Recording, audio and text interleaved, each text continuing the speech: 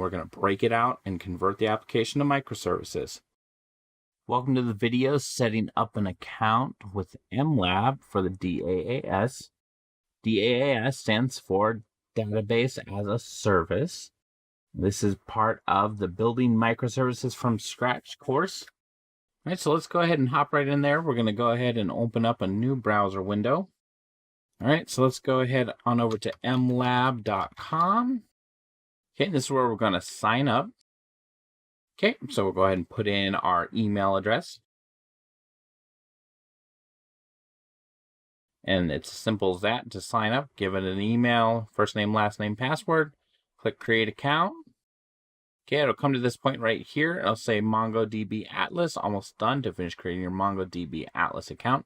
Please accept our terms of services. You can read them right here. And just in a moment here, we'll be into Atlas.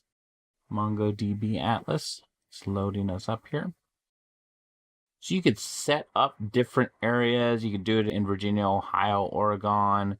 You can do it in AWS, Google, Azure. We'll go ahead and say build my first cluster. We're learning MongoDB. So this is about giving our cluster a name. Let's go ahead and call our new cluster that we're creating. We will call it Microservices blog. Okay. This is free. We're in the free tier.